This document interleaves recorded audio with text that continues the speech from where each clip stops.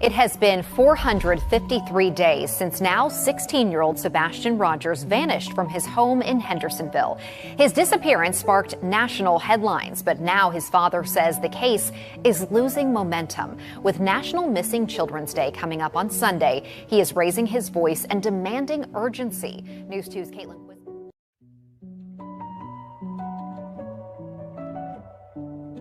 I went and talked to neighbors, and every single one of them, every single one, welcomed me. And if they had video surveillance, they gave it to me. The only person that would not talk to me, as the only person that had something to hide and wouldn't talk to me. You know, she has a son that's hiding and waiting for somebody in the dark, late at night on the 25th. And there needs to be some explaining for that. I'll just leave it at that. That we are going to keep searching, we are going to keep looking, we are going to find him, and we are going to bring him home. Since we first aired the video last month, authorities have said no evidentiary value. It is of no evidentiary value. It is of no evidentiary value. Can you tell me what those lights are? No. Why? Because the investigation remains ongoing. Yeah, I'm working on behalf of Sebastian. I am not, my client is Sebastian, and they're the guardians that have the ability to sign. It just started. Hi Dad, I know this is gonna sound weird, but tomorrow's picture day. So could you send some decent clothes over to me so that I can wear the decent clothes and be handsome for my birthday with all decent clothes? Mom. Because our heart is missing. He is my world. I need him. I need him back with me.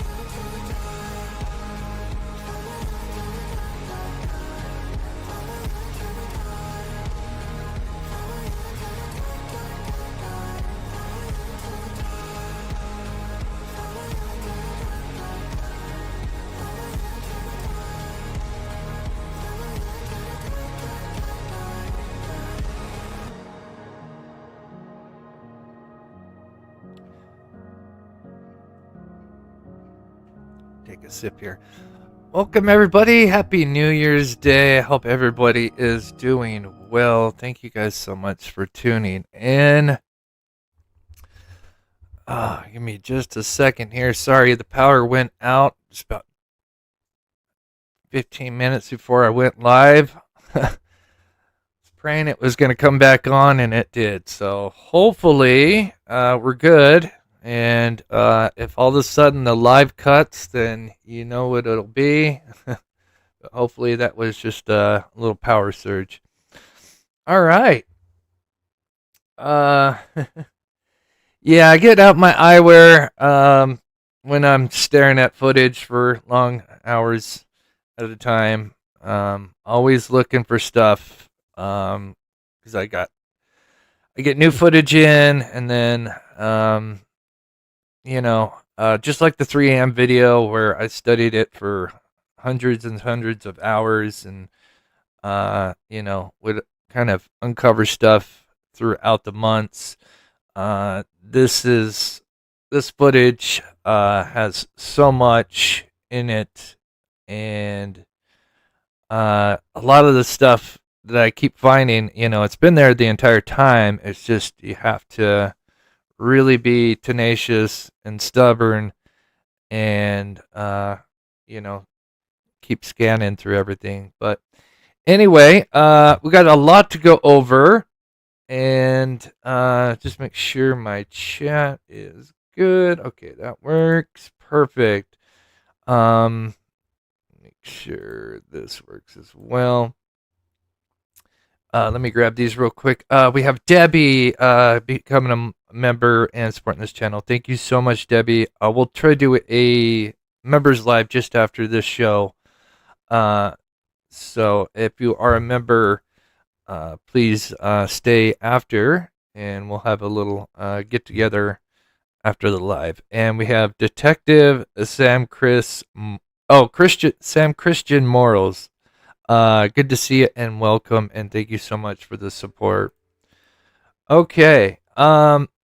Yesterday I played a little bit of Voices of Truth before we got into the footage and everything, and I've discovered new stuff, but I'm kind of trying to figure out whether it's actually something or not, because there are things that happen. I'll kind of explain more when we look at the footage. And anyway, sometimes it is something, and sometimes it may look like it's something that's going on, but there's a rational explanation. So we'll go over that. But anyway, just want to say that we played part of Voices of Truth, which is BMW and Hindsight, who's in the chat, did a really fascinating show where they went over Katie's work van and where it's been this last year now. It's kind of weird to say now, 2025, and it's very fascinating that out of all the vehicles, this particular vehicle she is using, or at least somebody's using, and it is going on for long trips out to California, Maryland, Kansas. Correct me if I'm wrong, Hindsight or BMW. But it's really odd and makes you wonder, what are they doing? There's so many theories and roads you could go down. I know a lot of people pray that this poor child is still alive, and maybe he was moved somewhere, and it's certainly possible. And anyway, that's the work van. For anybody that doesn't know, Katie, the mother, she had worked for Brinks. From what I understand, she doesn't work for Brinks anymore, but she still has the work van. I don't know how that works. And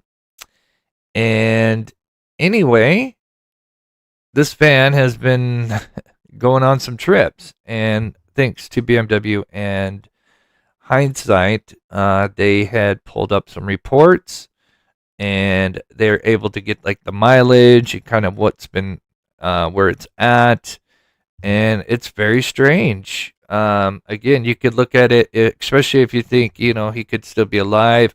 Is she going to check on him? Did they move him to California or somewhere near there? So many different routes you could go down.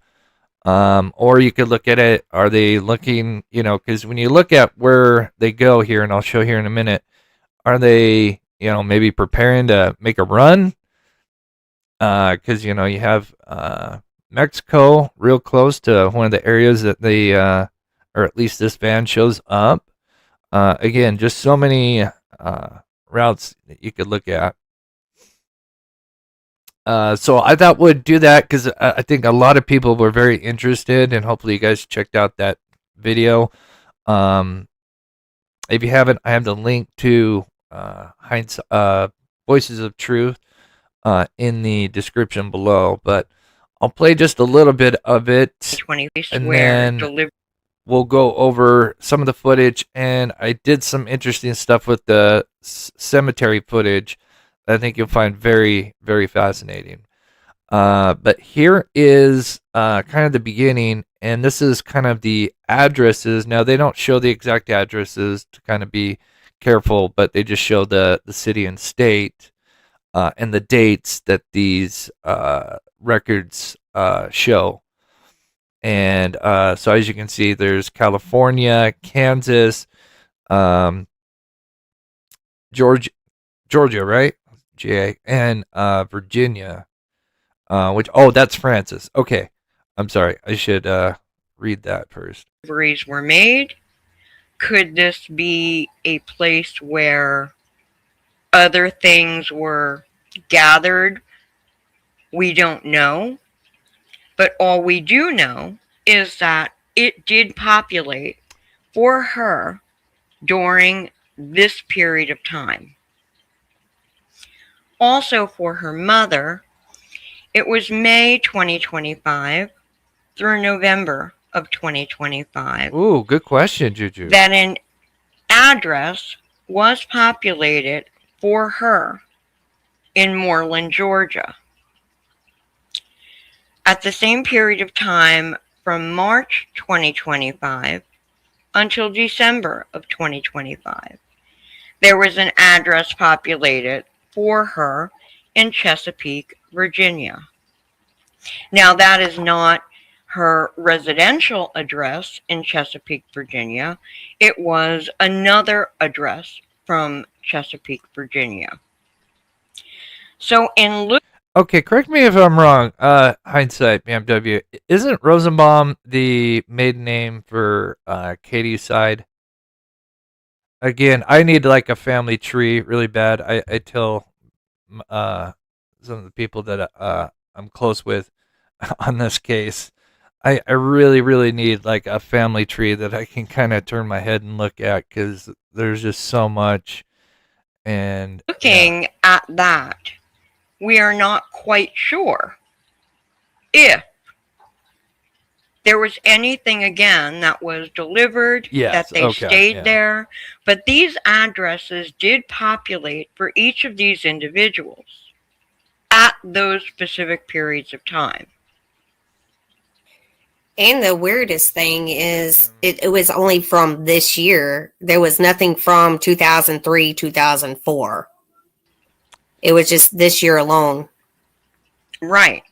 And also, and then I think BMW or Hindsight mentions this, I don't know if sometime in the video, but also what's interesting is, and this is something I didn't know, is the Briggs van she got in February, February 2024. I thought that was so odd. What are the chances, the odds that she gets this work van just before he goes missing? It is so weird.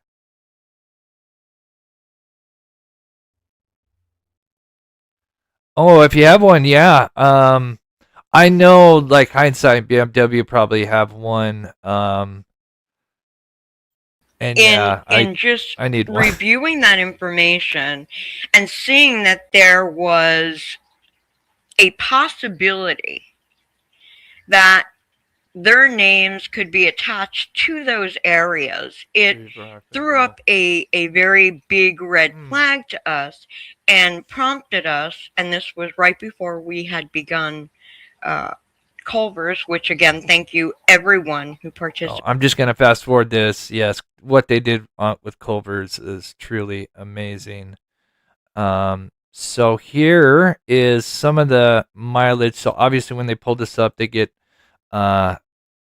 dates, addresses, mileage, and a few other details like this. And a van wrap, if I understand correctly, is the logo or something, which is interesting.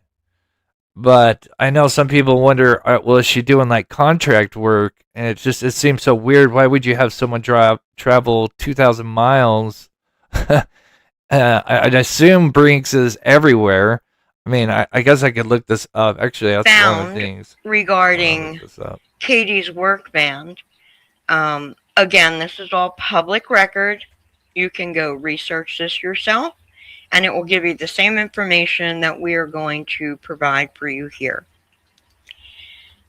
So on February 28th, Katie's vehicle, 2025, So I just wanted to pull this up real quick just to show you guys. Yeah, Brinks has a location in Fresno, California. They have one in Oakland, which is up north, and then in Garden Grove, which is down by Long Beach. Oh yeah, they got quite a few all throughout. As you can see there, hopefully, yeah, you guys can see that. So and this is, like I said, this is just for Cali. So they definitely have, locations out there. So that's what makes it so his vehicle odd. was washed and detailed in Tennessee. We will not give you specific locations. Yeah, that's a good question, Karina. The mileage on the vehicle at that time was 23,400. Yeah. She had a Brinks van wrap done to that vehicle at some time, but it was after March the 18th of 2025. We are not certain of the exact day or date or location that this van wrap was done. However, we know it was done after March 18th of 2025. On May the 23rd, 2025, Katie also had an oil filter and maintenance done on this van in Tennessee.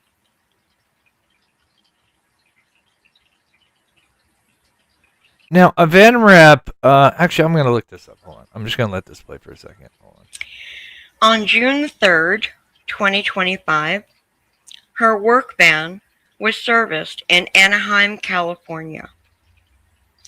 The mileage on that vehicle was 26,012. On September the 2nd of 2025, her work van was serviced again in Anaheim, California. The mileage was 26,048. On October the 6th, a van wrap was seen on her vehicle at an undisclosed location, not in Anaheim, California. So it is our belief that on June the 3rd, 2025, through September the 2nd, 2025, Katie was in Anaheim, California with her work van for those months. Now, if we take a look at the possibilities according to the populated addresses that we had pulled, which led us down this road of investigation, based on the miles on February the 28th, 2025, in Tennessee, of 23,400, and the miles noted on June the 3rd, 2025 in California of 26,012.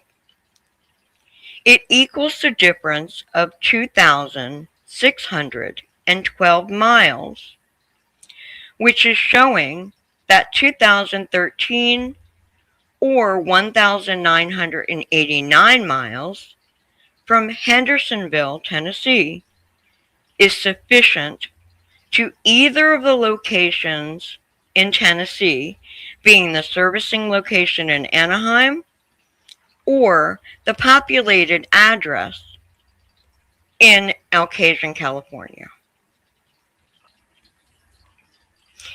The distance from the work van servicing location to the populated address that was pulled up for Katie in California was 102 miles.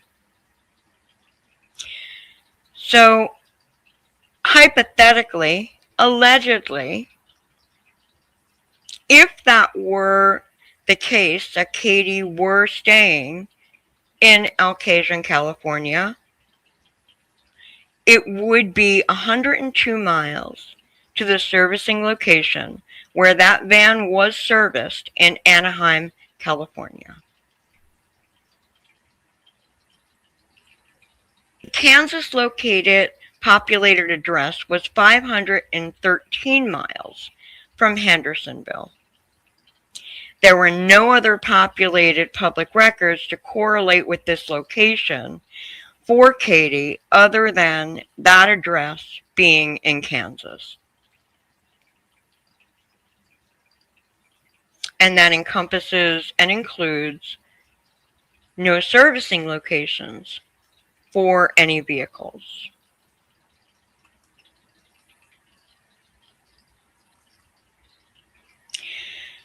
On December the 20th, 2025, there was a new service performed on her work van. This time, it was in Elk Ridge, Maryland. Mileage was noted as 44,163 at the time of this service. This equivocates to 18,115 miles utilized between September the 2nd of 2025 and December the 20th of 2025. So if you take the 44,163 miles minus 26,048 miles, that is the balance remaining of the mileage that was used between the time in Anaheim and now the new mileage that was occurred and seen in Elk Ridge, Maryland. So you have September, October, November, and half of December. September, October, November, half of October. So 3.5, close to 4 months. Yeah, that's a lot of mileage. 18,000 miles to put on extra on that vehicle in that period of time does make you wonder where was she where did this vehicle go in that period of time. And I was wrong. I think someone said 3.5 yesterday, and I said 4.5, and I'm sorry, they were correct. But yeah, 3.5 months. That's quite a bit. It's a lot of miles.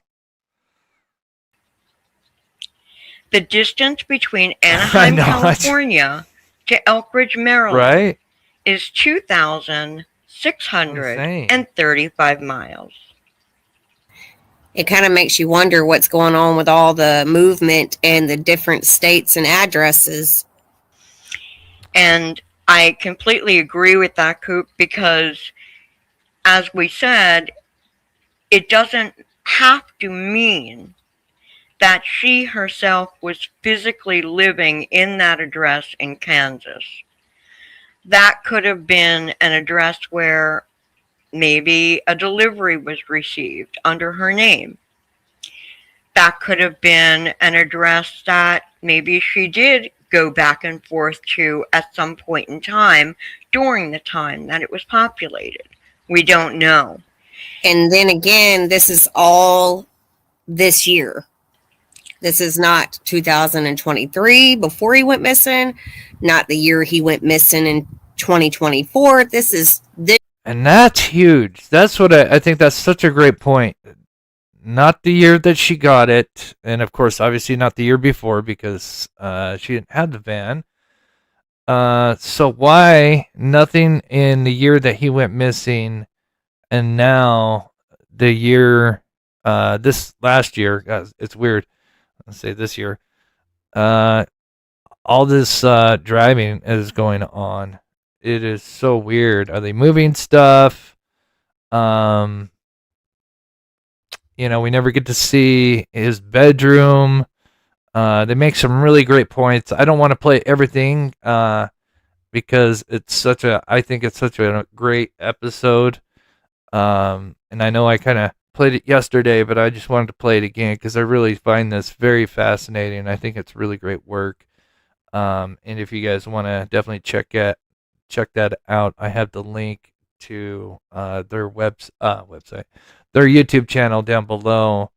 I'll play this just a little bit more, and then we'll get into the footage and stuff. I've got some things that I switched, and I'll talk about some of the new footage that I'm looking at and what I think it might be. And yeah. So let me get to chat. I'll let this play just a little bit more. This year alone, with all the addresses and services being done in different locations, and it kind of makes you wonder what's going on. And also, too, I mean, we've heard from certain people, allegedly, where has she been? Where has her work van been? And seeing all this, we're like, wow, now we know. She's been on the move. Precisely. And when we, So I'm going to pause it there so I can get to chat for a minute. Mally Cat, thank you so much for the gifted Mob Crew membership. God bless you. And we also have Sensei, a lovely mod. Thank you so much for gifting a Mob Crew membership as well. If you do get gifted, if you could, thank that person. And Teresa, thank you so much for the continued support. And Kiki, good to see you. Kiki says, why didn't law enforcement check that van? Allegedly, they didn't. And I think she's mentioning, at the beginning of the investigation, and I 100% agree. I think every vehicle should have been taken in and forensics done, but apparently that was not done from what I understand. And that's just too bad.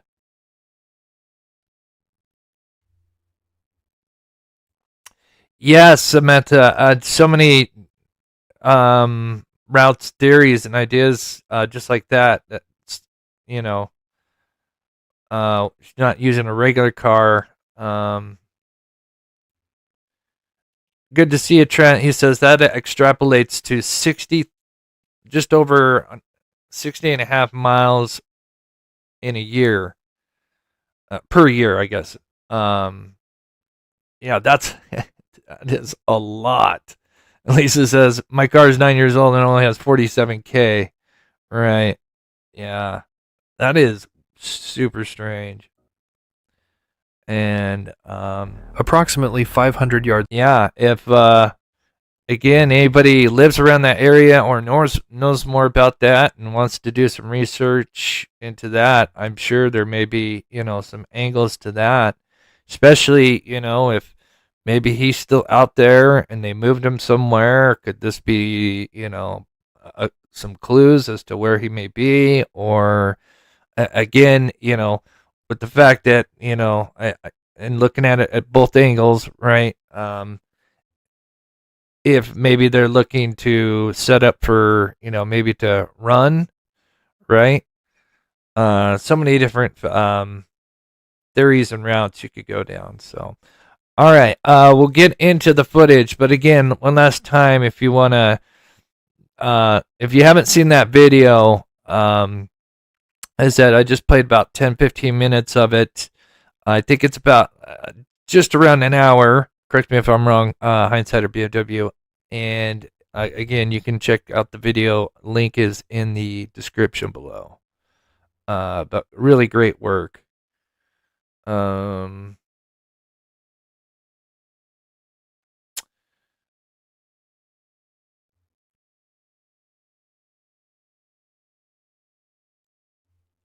I think he told him that he couldn't give out the license plate or something like that, right? Or the make and model or something like that. Was it license plate?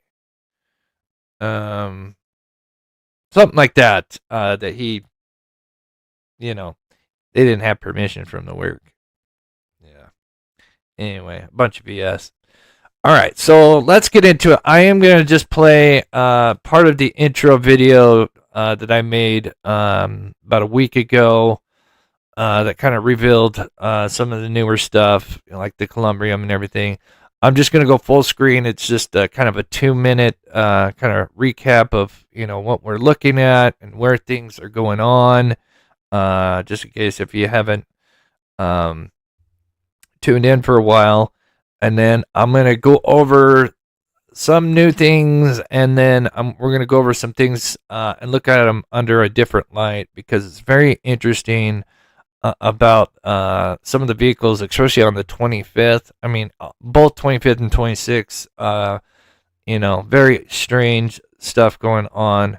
But I did some side-by-sides with the vehicles that we've seen, and I kind of blew them up and show you guys something that I find very fascinating. So anyway, here we go. I'm going to just go full screen for a second. And again, this is just a little recap on what's been going on with the footage and stuff. So we'll be right back. Here's the video. Away, just beyond the construction site, a bright light was captured on surveillance.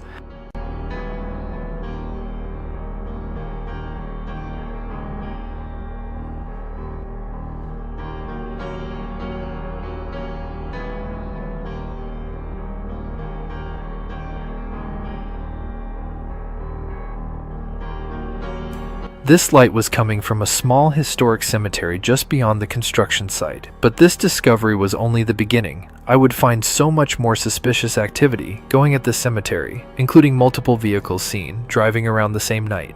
But this didn't only happen the night before Rogers went missing. This same suspicious activity was spotted again the next night, the same night Sebastian Rogers disappeared.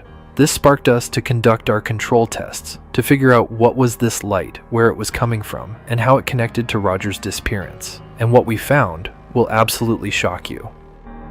Come down to where I'm sitting right here. So watch this. Of course, when my light's off, you can't see anything. If I turn my lights on, I can see just graves and grass.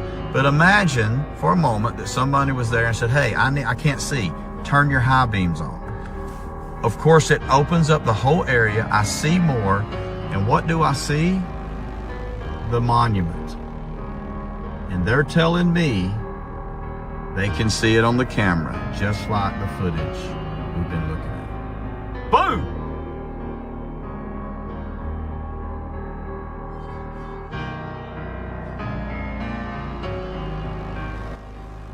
Sebastian Rogers was last physically seen on camera leaving the Texas Roadhouse with his mother Katie Proudfoot on Feb 25th.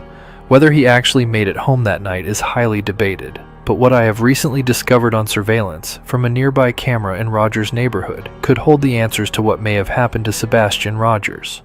Sebastian Rogers' home is located here. The surveillance camera that captured the suspicious activity is located approximately here, with two cameras pointed towards the east, overlooking the construction site and further. The suspicious activity seen on these cameras took place here at this cemetery and also school.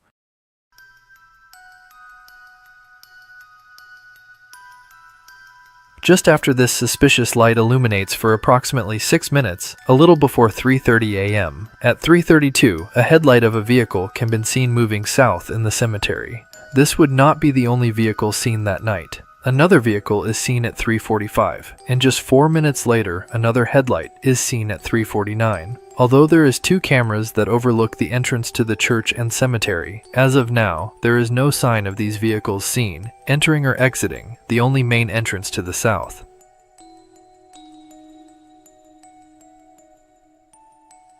On the night Sebastian Rogers disappeared, the suspicious light can be seen again at around 3:40 a.m. It is illuminated for around 6 minutes, just like on the 25th. Then after it's done being illuminated, minutes later, multiple vehicles can be seen, driving in the cemetery and at the school. Once again, more suspicious activity the night Rogers went missing.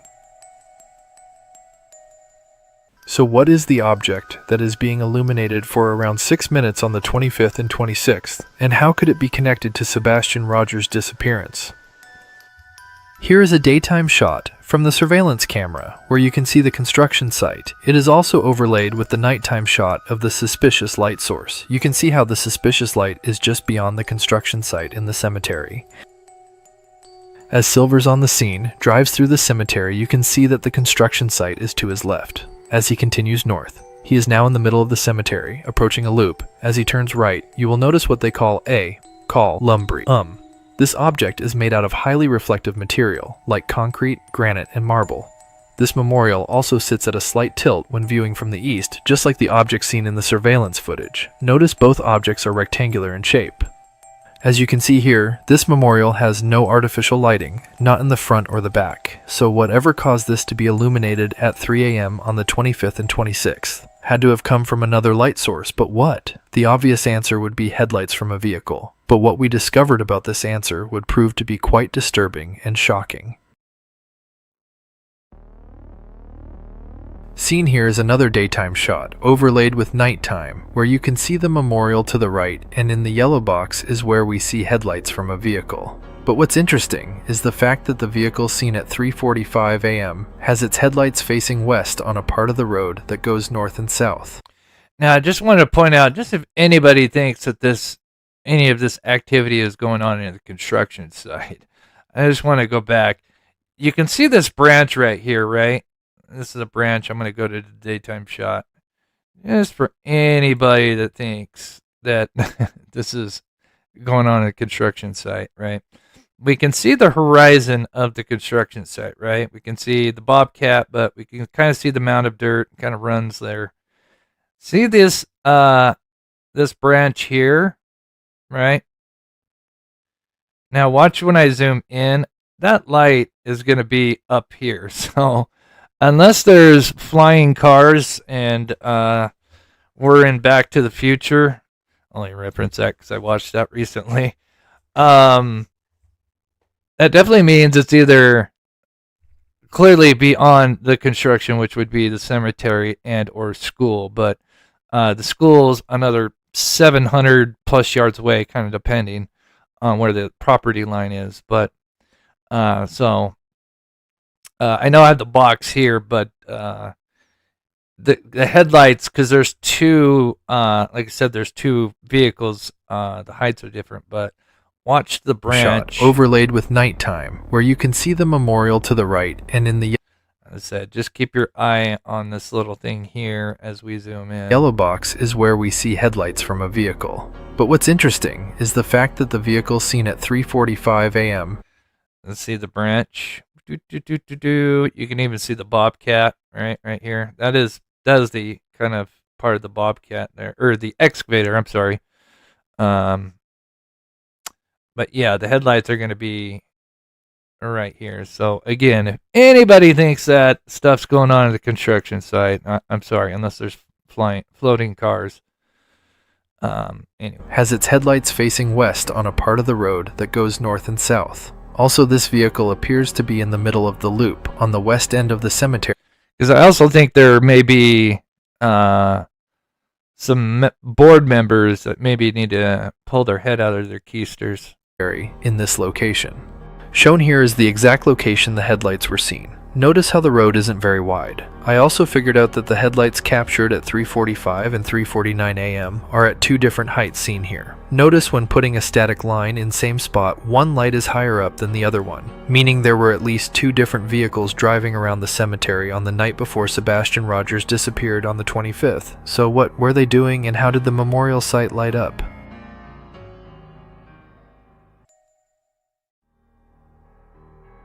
I was able to figure out which vehicle was at the cemetery and which vehicle was at the school.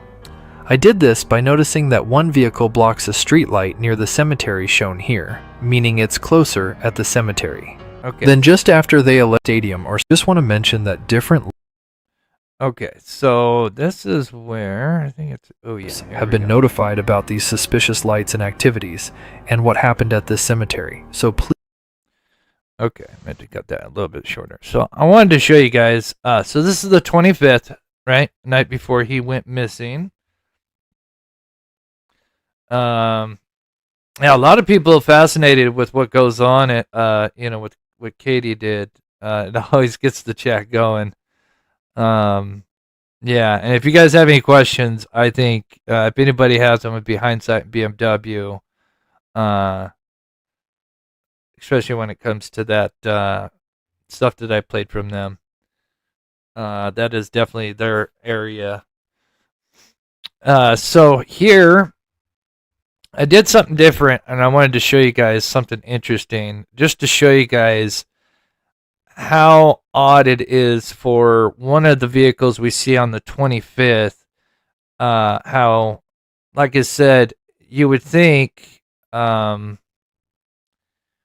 when seeing a vehicle, actually,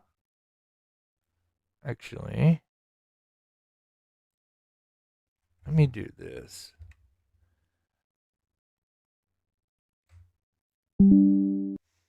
Just to get everybody on the same page. I mean, I'm sure most people would understand this, but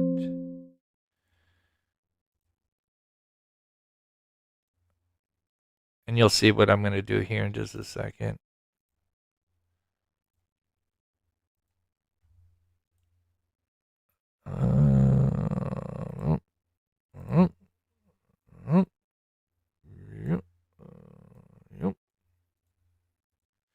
Okay. You would expect from this distance and from where we're seeing that we would see, even though, headlights there's two lights, but if it's going left to right and it's side face to us, we should just see one ball of light, even though, obviously headlights there's two, but if it's side face, we would just see a combination of just one ball of light drifting over as it goes along, right? But when we get to the 345, we have, oops, I meant to save that. Why didn't that go in? Oh, that's weird. Anyway, are you going to make me work for it? There we go. But we get this when it comes to the 345, which means that car is most likely facing our direction, west, which I know I pointed that out before, but I'm going to show side-by-sides of all three and show you guys multiple anomalies. So that's all three vehicles, one at 332, one at 345, and one at 349. So here they are, 332 on the left. We only see that for just a brief second. It is very short. The 345, and this also adds to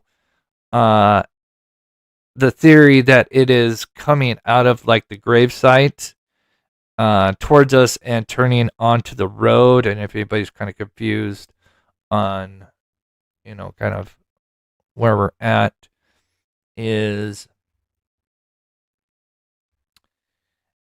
So we are obviously looking this direction, and this vehicle is right here.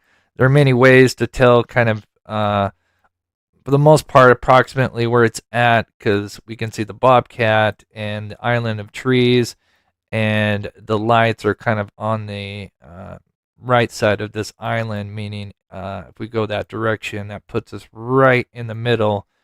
And we've seen from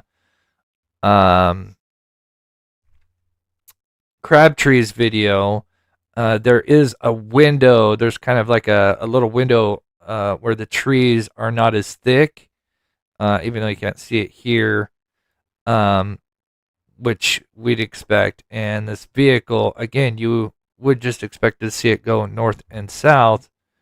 But when it comes to the 345, so here is them all together, and I'm going to play it a couple times and just check this out. Again, like I said, when you're seeing a car side face, you'd expect just one bulb light going left to right if it's going north to south. But when I put a line, this one goes left to right. It's pretty quick. But notice 2 balls of light. And I should have slowed this down, actually, when doing this. And this is when the power went out.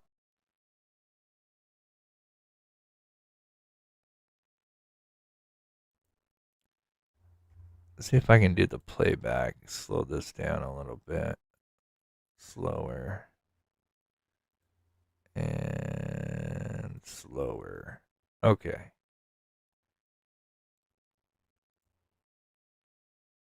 Yeah, I meant to slow this down.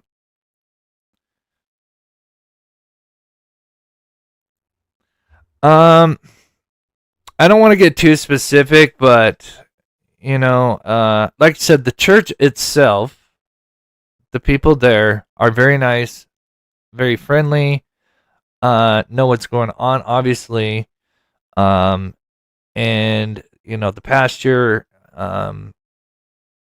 is aware, obviously, but it's not their decision on, as far as moving forward to other things. And there's a board,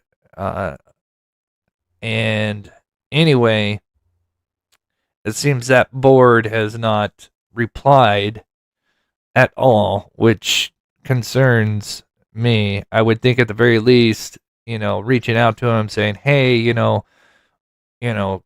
we'd like to, look into this and make you aware of this, so and so on, and nothing, and this was 2 weeks ago, maybe more. But anyway, here's the lights, and slowed down. And notice, man, that goes even fast. I should have slowed this down even more.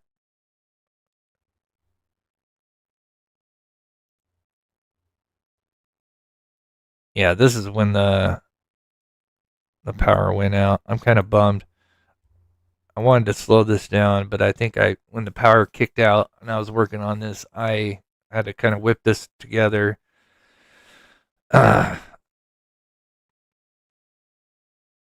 So plan slowed down. It's 349. Okay. So again, 332, you're going to see that one go pretty fast. And out of all of them, 345 lasts the longest, as it is kind of coming out towards us and taking a turn. So that would make sense that we would see the one in the middle the longest, because it's coming out and taking a turn.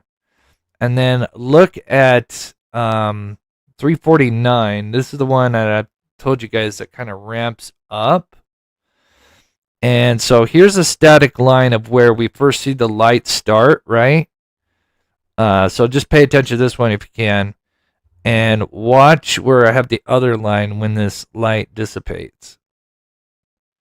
on the 349. So there is where it starts, right? We got the static line here, and then look where it finishes.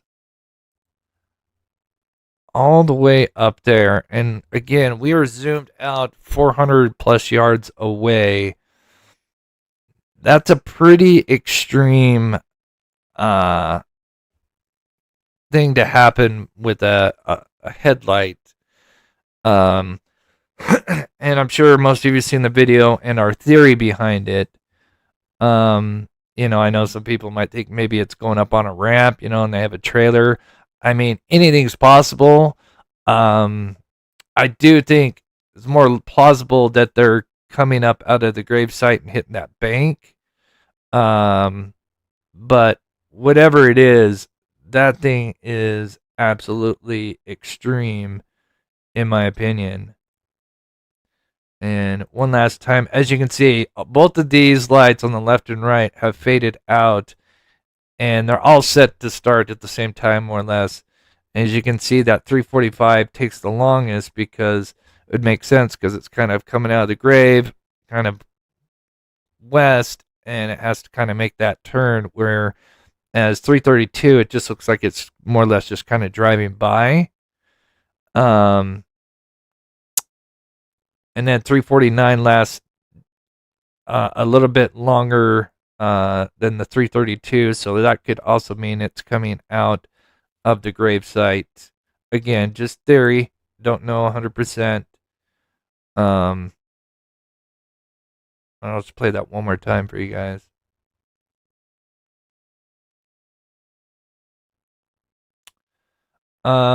Who's this on that video? Are you talking about this, what I'm playing, Debbie?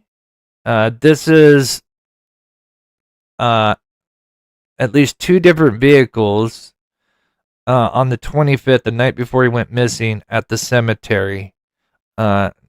This activity goes on the night before and the night of, and we'll get into it. So maybe, unless you're talking about a different video.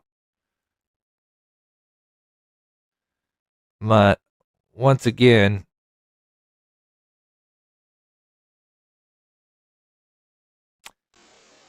very interesting. All right, let me get the video playback back to normal here real quick.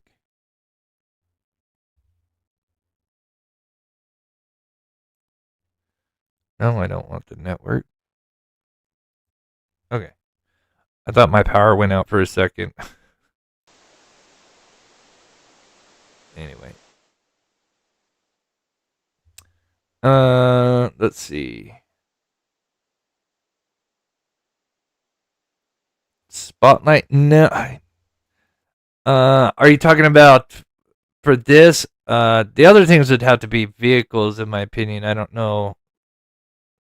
I mean, it's not implausible for somebody walking around with a spotlight, but I highly doubt it. Unless you're referring more to the Columbrian being lit up.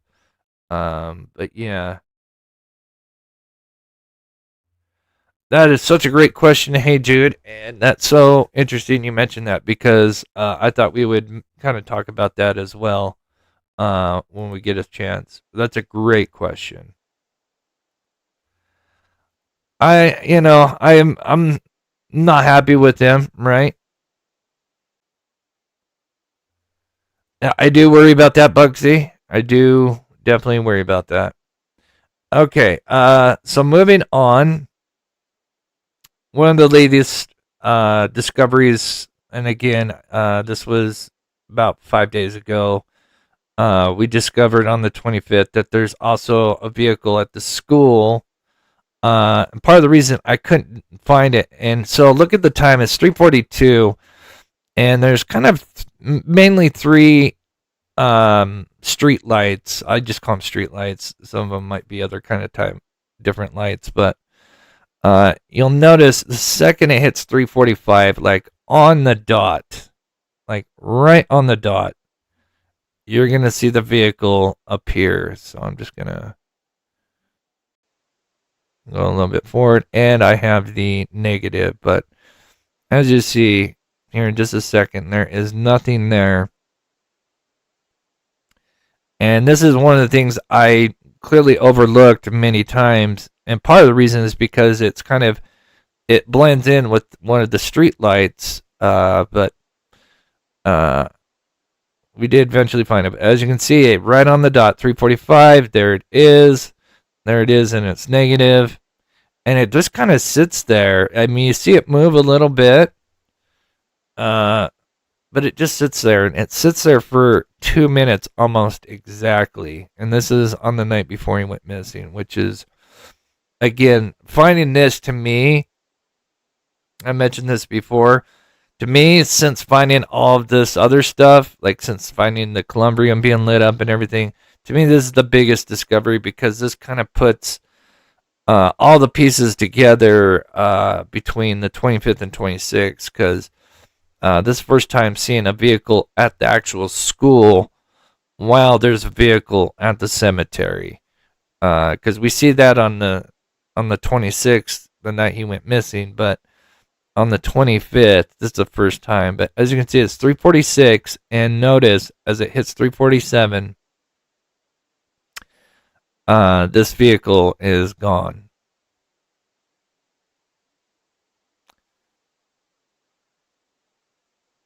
And it is now going to disappear. So just a little over 2 minutes, but 3:47, 20 seconds, and it is gone. And of course, the other big thing about this is what's so fascinating is right at the same time as this appears, 20 seconds later, we have the vehicle. And of all the vehicles, because there's there's 3 vehicles we see. We think there's at least 2 vehicles in the cemetery. And at 3:45, the one where we see it kind of coming out with the 2 balls of light, is the same time we see the vehicle at the school kind of hanging out there. Now, for anybody that's new, I understand this may be, kind of a lot to digest, because, we're zoomed in 400 plus yards in, and, we're looking at little pixels. And again, this is why a lot of the stuff I kind of uncovered over the days and weeks, because it's so easy to miss something. And then, of course, there's always stuff kind of beeping and flashing that does sometimes look like it could be something, but it's not. It's just pixels being distorted a little bit because we're so heavily zoomed in. But anyway, I'll read chat, but here is the position. Here's the overhead of what we're looking at. And this is on the 25th. So remember, this is the night before he went missing. And this is going on just after the columbrium had been lit up. So we have a car that's sitting somewhere approximately at the school in the stadium area as a vehicle comes out at the middle of the loop. And that is the same spot we see multiple vehicles in that area on the 25th. So super strange, and I think that just adds to the theory that there was likely a scout.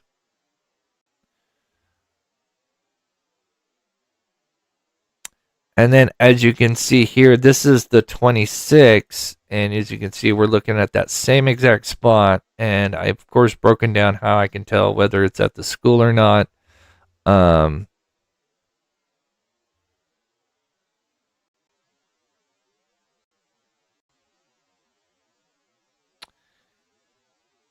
that is a vehicle. Oh, the one at 347 goes really quick when it comes. But as you can see, the columbrium is lit up. We see a big ball of light. It appears this vehicle is at the school traveling north.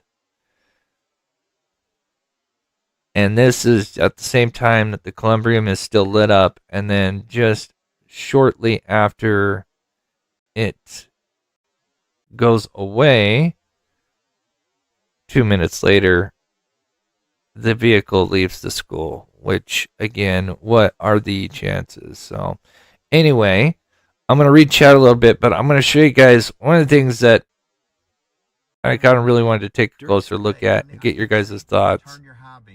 Where the bench. Stop.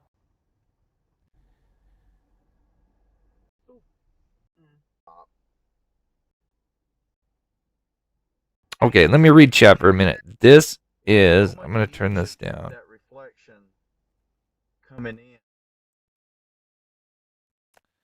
This is Silver's and the other team.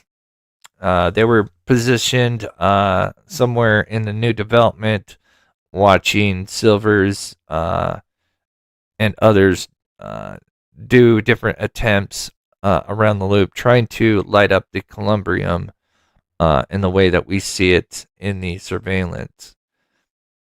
And of course, it wasn't until he was in the west end of the loop and he put his high beams on, which caused it to illuminate. Unfortunately, it doesn't show up very well on the camera. So that was kind of a bummer. But hearing their reaction tells you everything.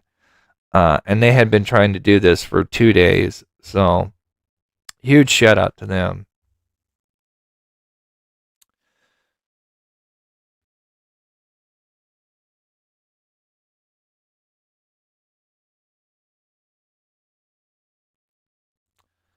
I don't know, to be honest with you. And I don't want to get too much in with Crabtree. I just know that, it seemed like a kid that was, in my opinion, in the beginning, wanting to find answers. And, he was even going to kind of help me. And he did send me some stuff, some drone footage. And he was going to do some measurements for me. And then all of a sudden, second fish stick showed up. To me, got turned on to the dark side, as I call it. And yeah, and it really, it's really upsetting.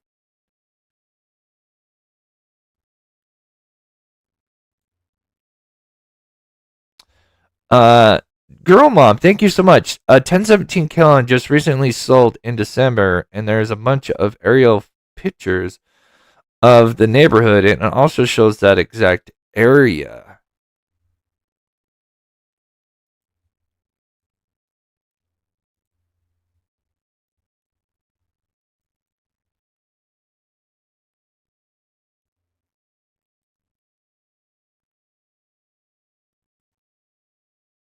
Oh, the one next to Carly? Really? Is that on like Zillow or something?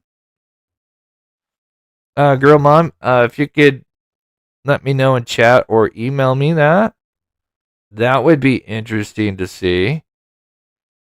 Because that is right next to Carly. And we have major red flags with Carly.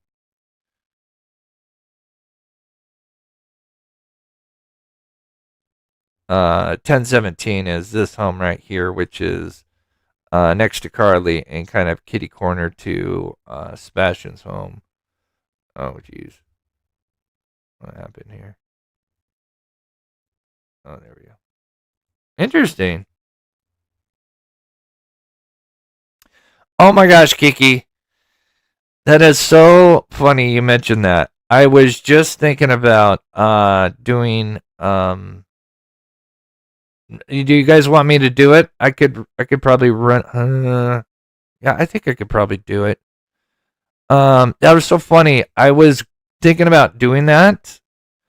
But my power went out.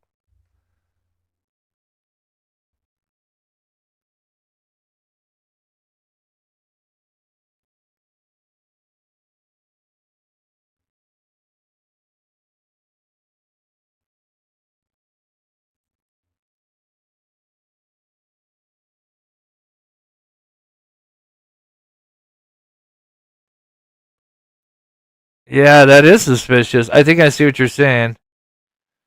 Yeah. Yeah, that is wild.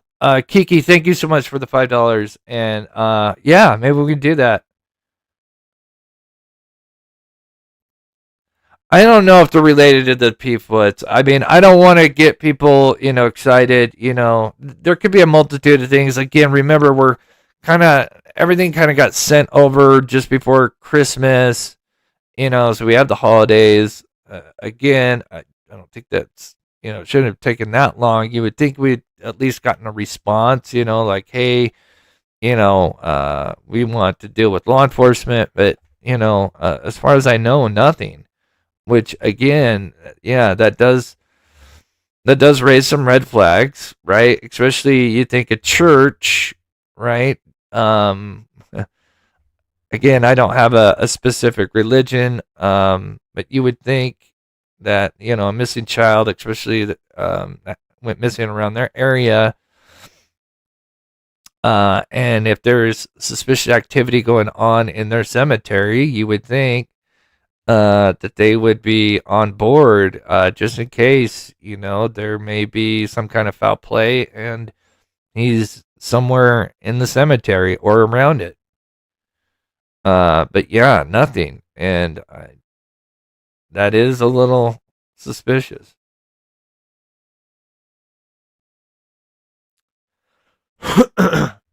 Hey, Scranton, good to see you. Really? Okay, so I wanted to show you guys. So this is the Columbian being lit up, but I want to show you guys a side by side. This is something I've been wanting to do, and get your guys' thoughts on what you think may have happened. Here's the other part. Let me just play this, just in case anybody doesn't have the full picture. This is just the other 3 minutes of explaining the lights and like the activity, and then I'm going to show you guys here in just about like 5 minutes, literally side by side, and we're going to time them, and I just want to get your guys' thoughts on them. I have both columbriums side by side being illuminated and then fading out, and get your guys' theories on it, because I'm going to write down, I have the minutes, right, but I'm going to try to get the seconds as well and see, like, is it right down to the seconds? Because I've never really, I have like a rough estimate, but anyway, I thought it would be kind of interesting to do that. So let me play this part just in case anybody doesn't know, about what's being lit up and stuff. They can see it on the camera, just like the footage we've been looking at. Boom!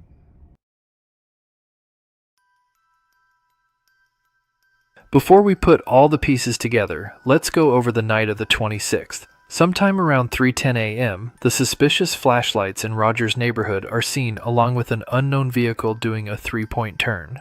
Not long after, activity at the cemetery begins to happen, where we see the memorial light up again for 6 minutes. During this same time, we then see a vehicle at the school near the stadium, first heading north at 3:47 a.m., near the same time the memorial is just beginning to fade out, seen here in this overhead view. A few moments later, we then see that same vehicle head south at 3:49, just minutes after the memorial is no longer illuminated.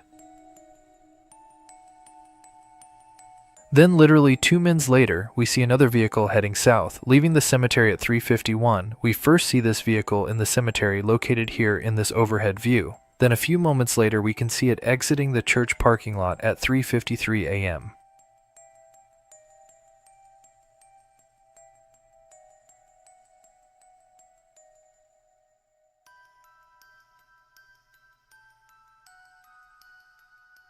This vehicle was seen on 2 different cameras exiting the church and cemetery. Keep in mind, this is the only time we have seen a vehicle enter or exit the church and cemetery around this time frame on 25th and 26th.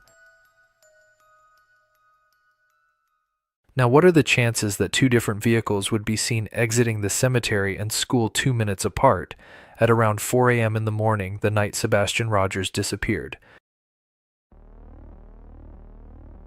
So how do these puzzle pieces all fit together? First, we have to look at where the suspicious vehicles were seen on the 25th. Just after the memorial is lit up for 6 mins, we see a vehicle leave heading south at 3:32 a.m. It's possible this vehicle was the one to use its high beams to illuminate the gravesite as it was positioned east in the middle of the loop here, and in the process accidentally illuminate the memorial, perhaps using its lights to illuminate an area to prepare a hole or a grave. Then this vehicle leaves.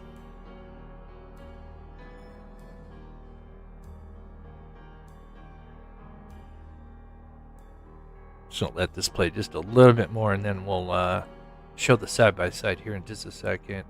I saw CC say something, was it CC, about sending them another email, and CC, Legal Canada said, yeah, if someone could send that to me, that'd be awesome. That'd be very interesting to see, for sure. I can't remember who said it, but somebody said, like, email them again and then have a bunch of other people attached to it. Right now, because law enforcement now has been notified and has responded, again, I'm not going to show any emails or anything like that because, again, I think they're, because, and again, I'm not blaming other YouTubers. I just think, trying to be in good graces, with certain law enforcement, and hopefully they do the right thing, and give them time to do their thing. Hopefully they do. And then if that doesn't happen, then, we'll move to stage 2 and then, go from there. We definitely have many backup plans in the works. But right now, we're really just hoping, because again, it's only been a couple of days, maybe a few days. And again, remember, we just had New Year's. So, it's all been around the holidays. So, give it a week or so. And then, if nothing happens then we'll start to kind of figure out what's the next plan. I mean, it's already been kind of discussed, but, yeah.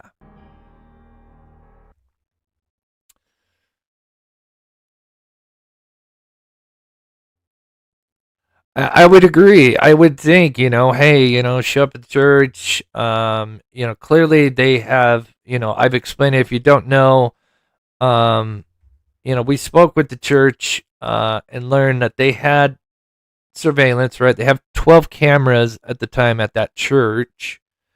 Now, most of them were inside. I think they had at least 2 or 3 on the outside over here. At the Presbyterian church here. I think most of the cameras were in the parking lot, but that's fine because we know that one vehicle is literally seen driving right here.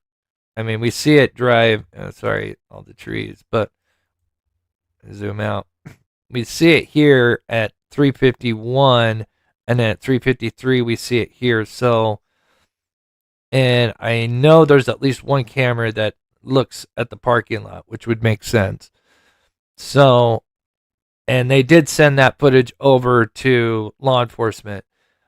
But unfortunately, they don't have an extra copy because they got a new surveillance system. And so, but anyway, yeah, hopefully law enforcement would go, you would think, at the very least, go back and look at their footage.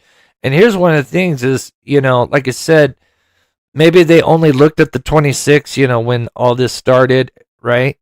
They're looking at the 26 when, the morning of, when Sebastian allegedly went missing. And maybe they didn't look at the 25th, right? Maybe they kind of scanned through it, but didn't really, was looking for much, maybe other than maybe a boy walking, well, not on the 25th. So maybe they didn't even look really at the 25th. Because especially if they were still just in the mindset of him walking away, right? So maybe even when they watched the 26th, they were just looking for some child walking, around. And, again, you have a vehicle on the 26 driving, and definitely they could go back and look and see, what that vehicle is, especially, it has to only come out one way. And hopefully that camera, if it's on one of these two buildings, and if it's a decent camera, I would hope it would get a pretty good view. And remember, even though it's dark, they have two street lights here in the parking lot. And it was also, more or less a full moon. So hopefully they go back and look at that.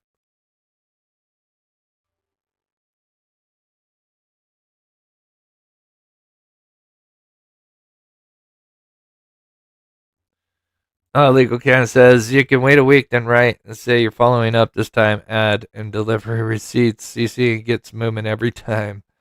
Maybe it does. I've never tried it. Again, right now, because like I just said, law enforcement has responded. We're gonna give them a chance and hopefully, take this seriously. And then if not, we'll move to stage 2, and then yeah, exactly, Kelly. I highly doubt they were looking at the 25th, right? And there's definite movement. Okay. So if you guys remember, I told you guys I found something new. So it is our belief. With this light, we're still trying to figure out where this light is. Now, this itself, this is not like a vehicle or anything. This is just like a light that's there. But as you can see, it flashes here.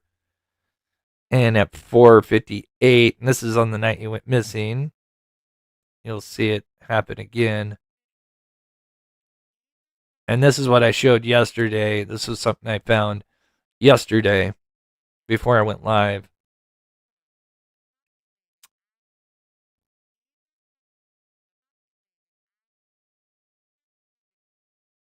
Right there, you can see it.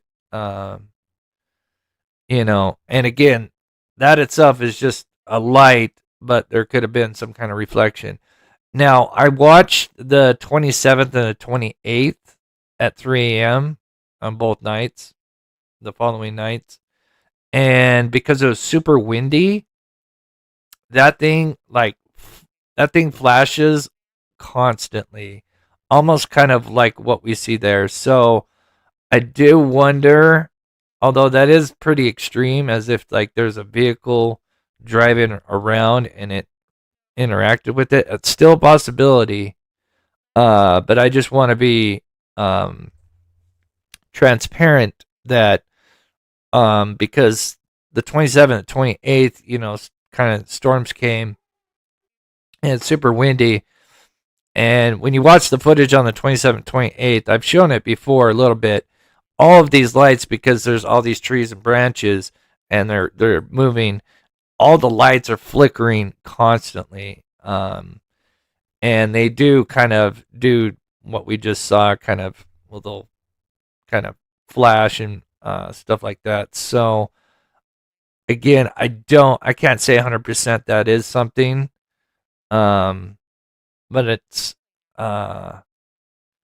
definitely something I'm going to look more into. But right now, when looking at the 28th, it appears that it could just be the branches kind of moving around and the lighting just gets kind of obscured. And then when it comes back, it kind of blinks or whatever. But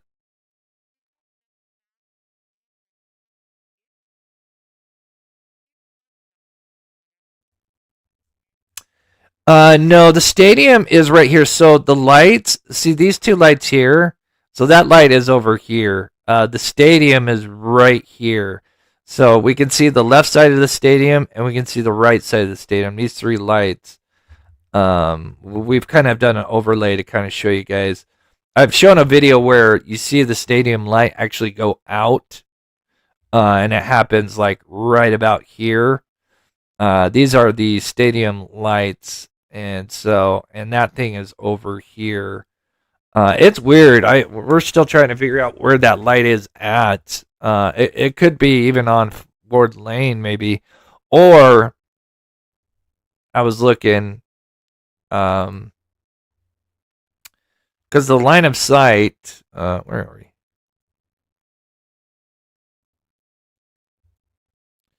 Is this way. So, and remember, it's right above the excavator, and it's almost, if you were to follow the line of path, it is literally here, or it could even be, and this is the best guess right now I have, is there's two street lights. When you're looking from that, you can't see them, but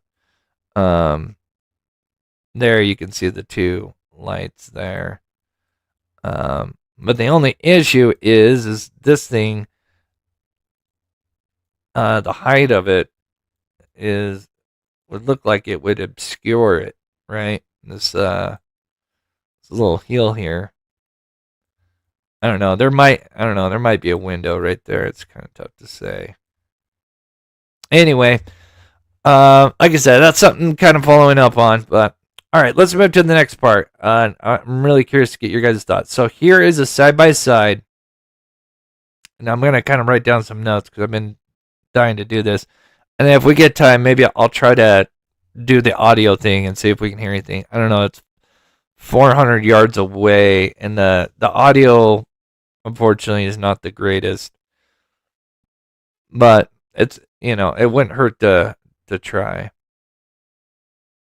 So as you can see, the 25th and the 26th, notice the times. And I'm going to go ahead and write these down. But here is my email is right there.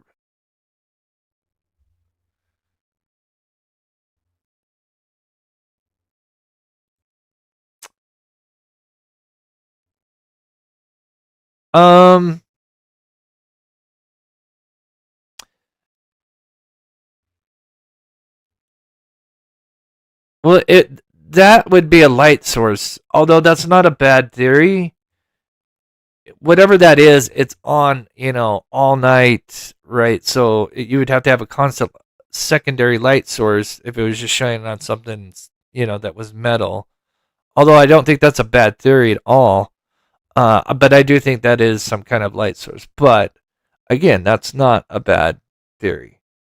All right, so check this out. Here is both the columbriums on both nights. And notice, again, it's so strange how this is almost right down to the exact minute. I'm going to see if it's down to the second. And here we go.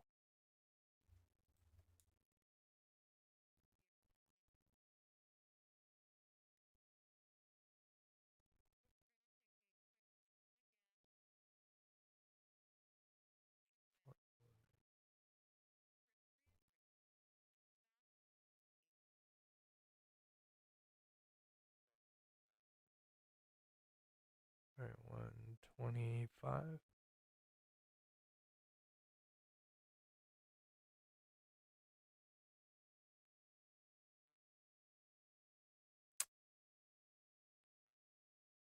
$321, $322. And this is normal speed.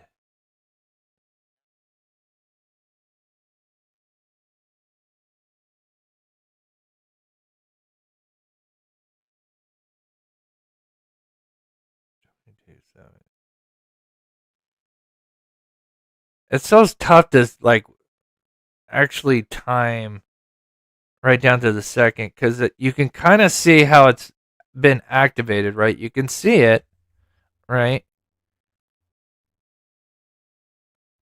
322, 38. But then it'll kind of fade out. You can tell it's being interacted with, but it's not being fully illuminated. 342.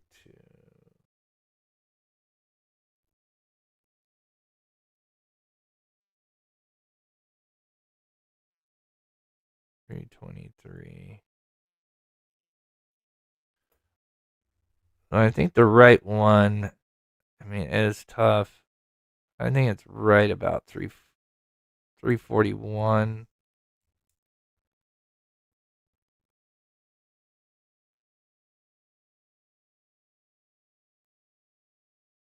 50.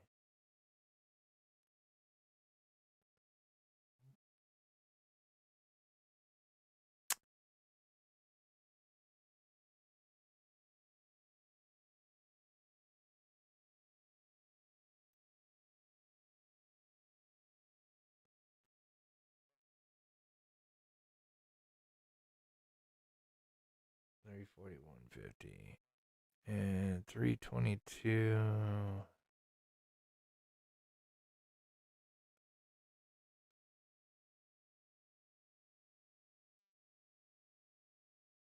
See, now the right one's starting to really see 323. So yeah, almost like 323.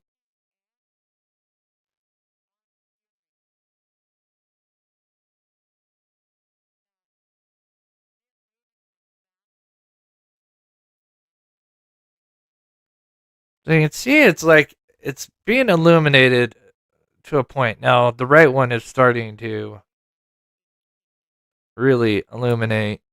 223, I think. 5.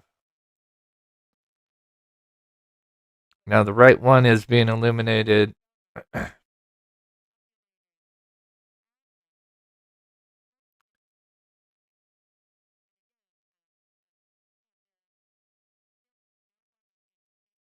You can see where the right one is definitely now got a proper light source, but it's like the left one, both of them for a few minutes before they start to fully illuminate. You see them kind of light up a little bit and then they kind of fade out. You can definitely see like the shape, but notice you'll get that really rectangular full on brightness.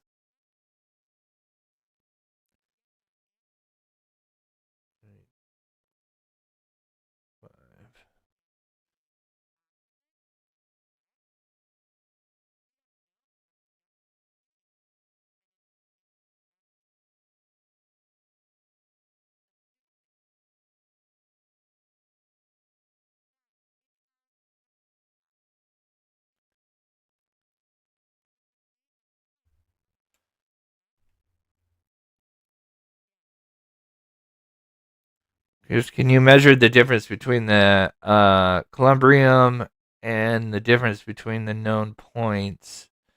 Known points.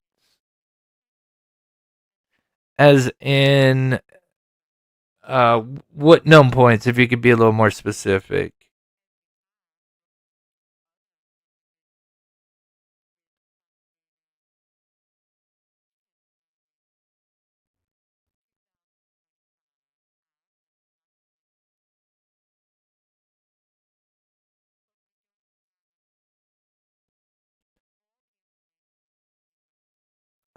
Rachel says trailer lights. I don't think they're trailer lights because they're in the same exact position. I don't think that. Yeah, I'm pretty sure that's the columbrium. The trailer lights. You would. I don't know how you would be able to line that up perfect. Like if I were to overlay both of these, they're literally in the same exact spot. So I don't know how you'd be able to get a trailer to line up exactly and then have it those lights. Yeah. I mean it's not a bad theory, but this is the columbrium.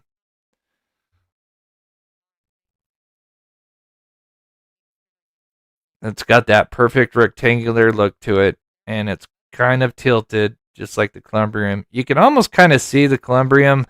Something I'm going to show in a future video. You can actually almost kind of see it in the daytime shot as well, which is interesting. I didn't realize that. So here, it starts to fade out, and I started at 3:41 and 50 seconds.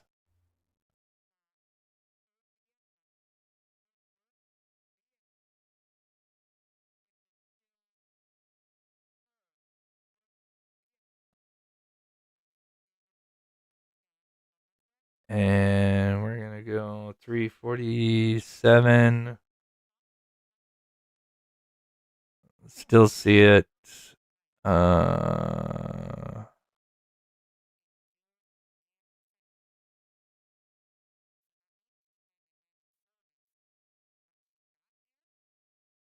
Still see the right one just for a minute. And now it is. You can still see the outline of it.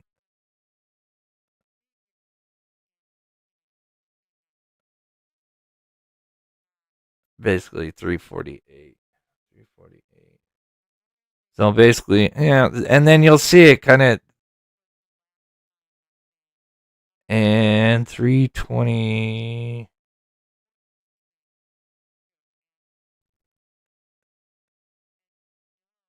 So the right one's basically faded out. You'll notice it does kind of still interact as if there's a vehicle or some, whatever the light source is, still kind of maybe driving by it, just like we see with Silvers as he's kind of driving around the loop. Maybe it's still being interacted with.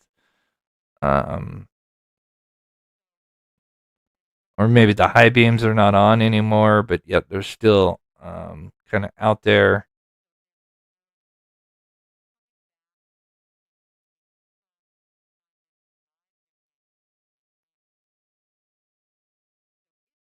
$29.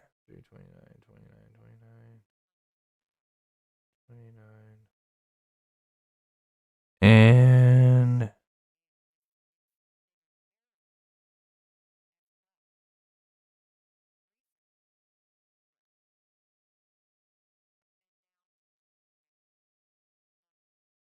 notice even when they go out for a bit, you can still see that they kind of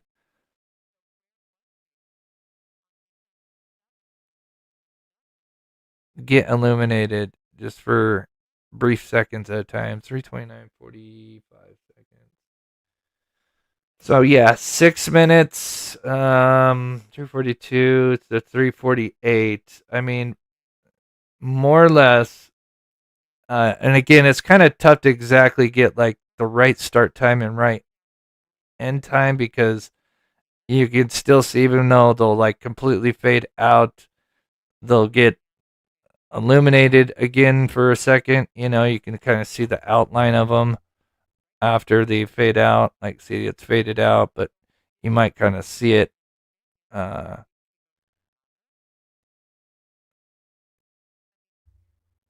But 6 minutes, what is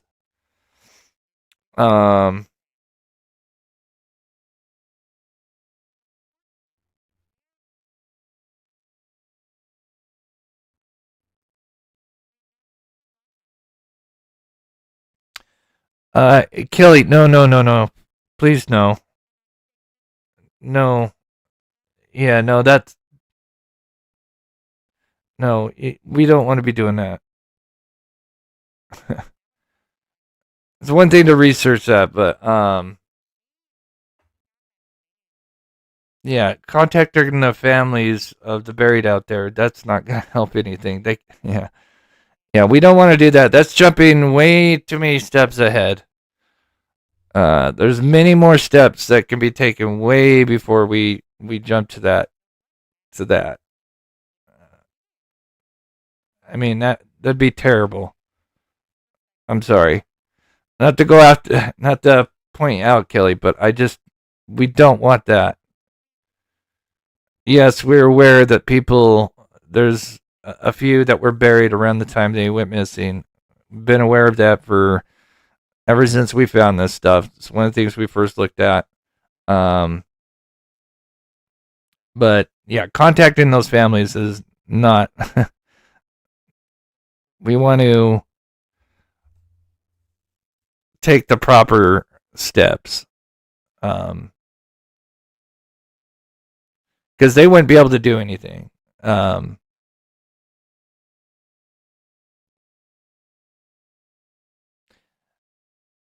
If it got to the point where maybe they had to look at a grave or something, just speculating. Again, this is jumping way ahead. Then, you let law enforcement or the church contact them and let them know, hey, they may be doing something. But again, that is something law enforcement or the church would do. You don't, yeah. Rachel says, "Thank you, and crew, keeping your word, never giving up. Checkmate will come, and justice, in my opinion. Thank you for all you do. Always, Team Sebastian. Thank you so much. God bless you, Rachel." Anyway, but I thought that would be interesting to kind of show how these light up in the way they do. And again, 6 minutes, almost. Again, it's like I said, it's really hard to get that proper start time because you can see them kind of fade in, fade out, real quickly before they kind of actually get fully illuminated. And then even after they dissipate, that you can kind of see that there's still kind of some interaction. So it's really hard to like completely nail down an exact start and stop time. But for the most part, it is both of them 6 minutes, more or less. And that is, law enforcement. Oh, okay. I'm sorry if I missed what you said. I apologize. But yeah, we don't want to contact families. Yeah. Anyway, so to me, that tells me there's, in my opinion, on the night before, that was, I mean, what are the odds that they're both 6 minutes exactly? A vehicle most likely parked at the cemetery. Likely up on the West End Loop, looking down at the Columbrium, and sitting there.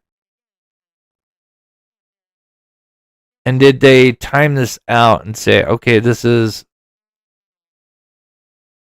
the amount of time that we're going to go for the night he disappears? And maybe observe, if there's any activity at the school or does anybody try to come in the cemetery. Obviously, they have the construction site to the west. You have farms to the north. You have a school to the east. You really have nobody that, that is kind of like that perfect area where when you look at this, if you did want to do something nefarious, this, maybe, again, it wouldn't even have to say you're getting rid of a body. You could say they could be getting rid of just electronics, right? Maybe they knew that they were going to search the landfill, which they did do. So maybe they decided, hey, we're going to ditch our electronics or any other stuff that they may have used, maybe if they were moving Sebastian, and they did it somewhere, around this cemetery. Many different scenarios that they could have done. No, this, I promise you, what you are looking at is the Columbrium. I can show you a daytime shot. You can actually see the Columbrium during the day. I didn't realize this. Yes, I promise you that it's not a lantern. Again, I shouldn't laugh because any idea is a good idea. For the most part. It's the columbrium. I promise you, what we're looking at is the columbrium. That's so weird. I had two things that I was setting up, and the power went out, and it kind of screwed what my last part of my live I was gonna do. What time do we start? Oh my god, we've gone 2 hours. Yeesh. Maybe I might do this for the members, and then I'll show the members, and then my next live, I will show that you can actually see the columbrium during the day. You can see like the rectangle thing of it. Yeah, and to lantern, you got to think whatever this is. If it wasn't the columbrium, it has to be something that's got a lot of lumens, right? A lot of if I were to put like one of the headlights, right?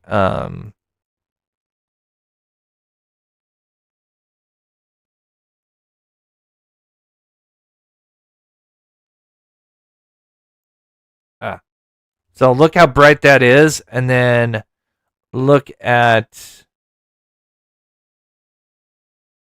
I'd have to make a side by side.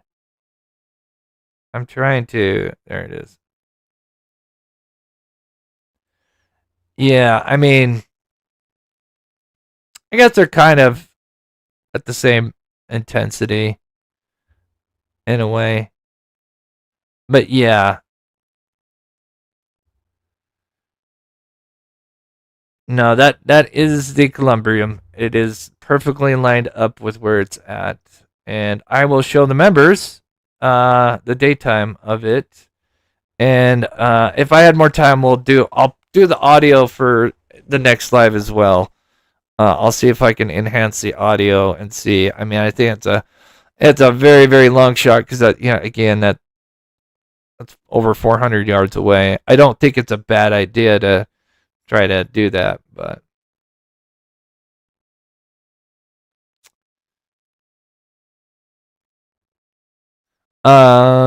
let's see. Let me read chat for a second. I'm just gonna let this last bit play.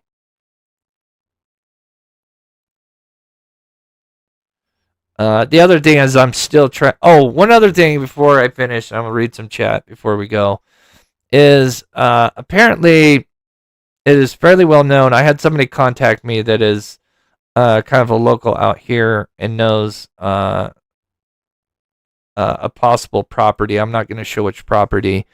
They did say that there is kind of at one point, I don't know if it's changed, but kind of a few years ago, there was a way that you could get in via the Ward Lane, and it was probably right through this gap.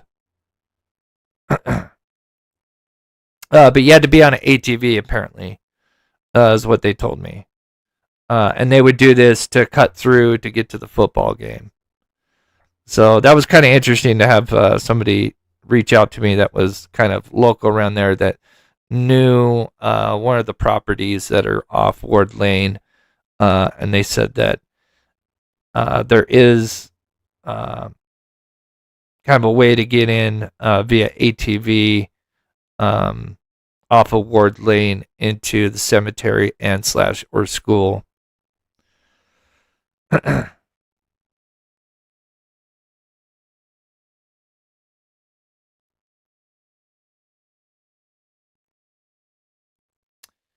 Yeah. Oh, yeah. I promise you guys what that is the columbrium. Yeah. I'll do a daytime to nighttime overlay in my next live. Again, yeah.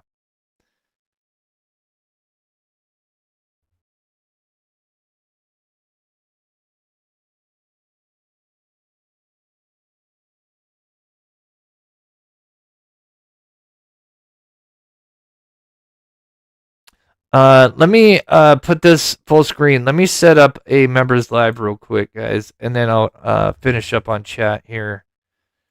And yeah, I'll have more definitely Notice that the vehicle at the cemetery has white headlights, Thursday. while the vehicle at the school has more reddish amber lights. Likely and does Saturday. not block the street light at cemetery shown here, meaning it is further away, at school parking lot, most likely near the stadium. Second. Real quick, guys. It's also possible that this was two vehicles moving Sebastian from one vehicle to another to transport him somewhere else. That's it. So I think we got what we need. What do you think?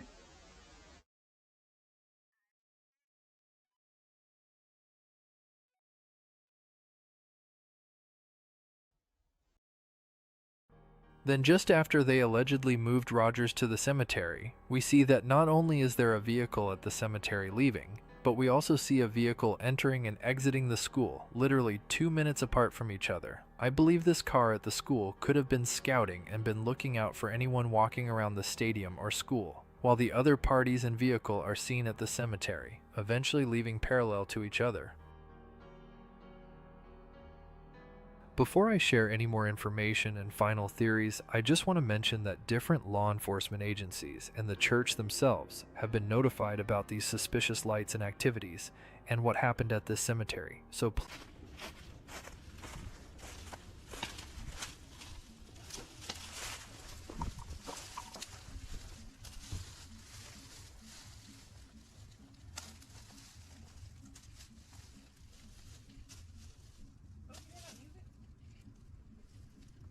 Yeah, they're up there working. Does it look stepped on? Well, I can tell you that limb didn't flatten it. It's off of it. Was used to push it down. What happened?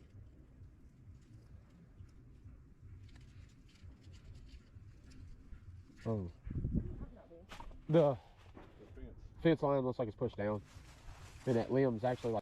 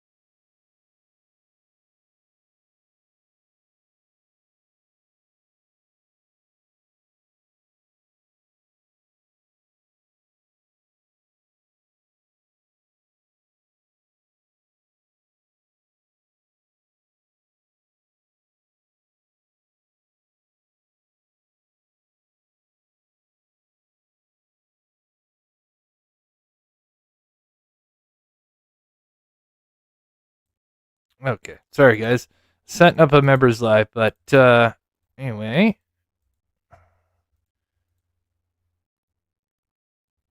yeah, next live I have, like I said, I will overlay the Columbrium during the daytime, and show you guys. You can kind of see it during the daytime. It's a little out there, but you can definitely tell the little rectangular shape right there lines up perfectly where it's at. And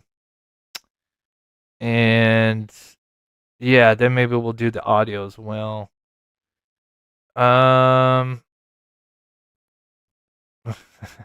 Dragon says, if it was my child, I bet. I think a lot of mothers would agree. They would not stop.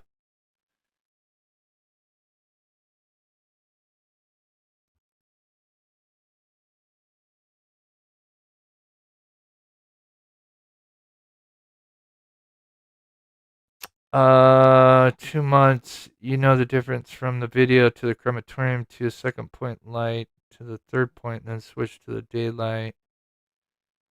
I think I get what you're saying. Maybe I have to be a little more specific, but yeah.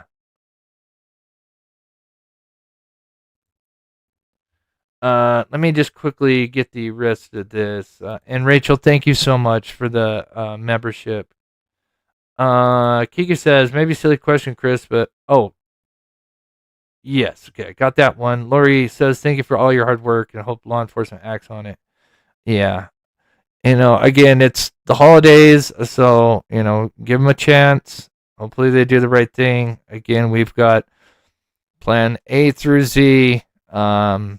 And right now we're just kind of waiting to see, and hopefully they do the right thing. Paperman, thank you so much for the membership and the support. Kara, thank you so much, and Happy New Year to you. And Dragons, thank you so much for becoming a member and supporting this channel. God bless. All right, members, we will see you over there. Can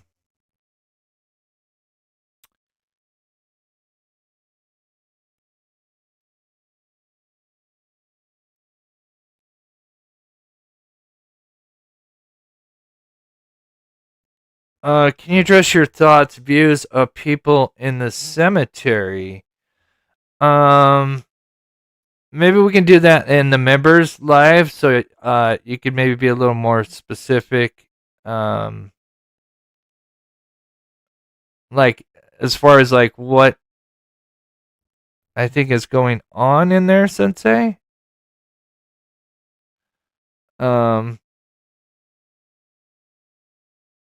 But yeah, I want to hop over to members live because it went so fast. I apologize. But I will have some new stuff. Ground penetrating radar.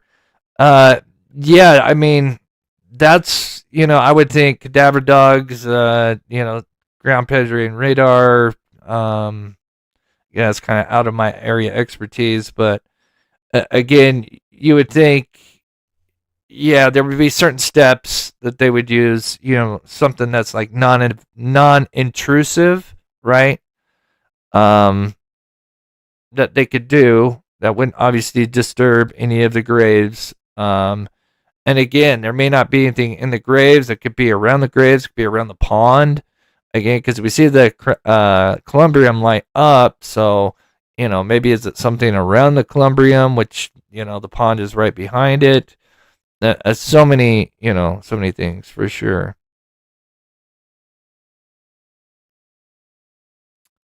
Oh, people saying they see people in the video. Oh, I'm just gonna address this, guys. We're looking 400 plus yards away. Let me just give you an example. There's no way you could see somebody walking in the cemetery from this far away. I'm sorry. It's impossible. Not from this kind of camera. There would be a pixel about as big as my mouse, and they would be completely black. Unless they had a giant spotlight on them and they're walking around with it, then you could maybe say, okay, that's a person walking around. But no, there's be no way, unless they had like a light source on them. Like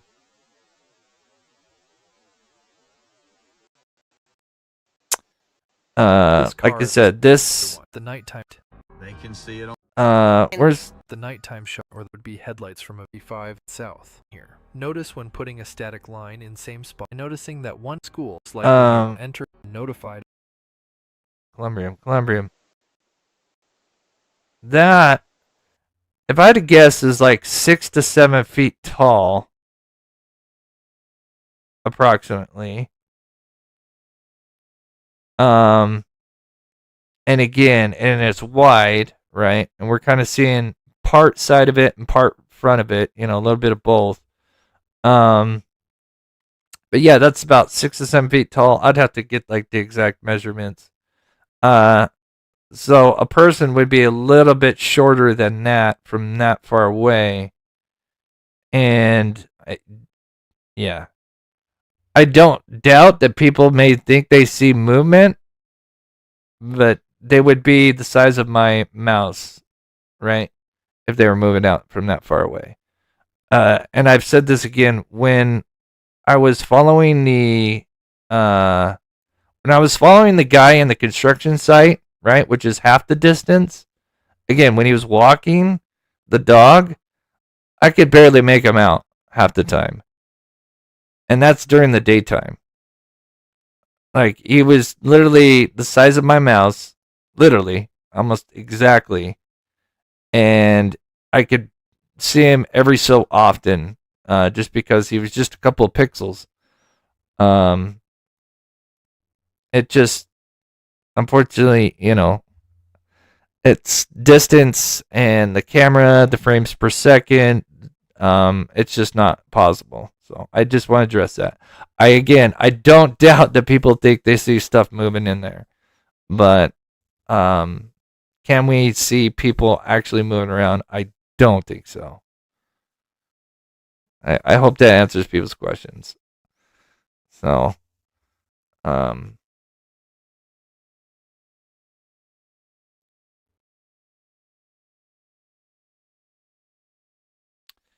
anyway, I mean, if you think you do, again, I'm just sharing my opinion. Again, I try not to claim I'm an expert at surveillance footage, but I think I've had some experience. And yeah, again, can you even see the workers at all? I mean, from the surveillance camera, there are workers, right? There's actually people walking around right now. Do you see them? Suspicious light source. You can see how the suspicious light is just beyond the construction. Just to give you an example, there are people walking around, but again, they're just too far away. And then again, when you then switch to night, unless they're walking around with the spotlight, I don't think it's possible. So that's just my opinion. But anyway, guys, I'll head over to the members live. Set up for 8. I'll start it basically after I end this. Give me like 2 minutes to use the restroom. And I'll kind of answer questions and some other stuff if you guys have. So with that, I hope you guys had a wonderful New Year's Day. I'm sorry I had more prepared, but I had a power surge and kind of screwed I erased some of the things I had saved. So I'll show that on probably Saturday. So, all right, guys, much love, members. We'll see you guys here in just a couple minutes. To everybody else, God bless you guys. Thank you guys so much for the support, and we will see you guys real soon. I'm not going to do the pet outro because I'm going to work on a new one as well. So no pet outro today, but we'll have a new one for next week.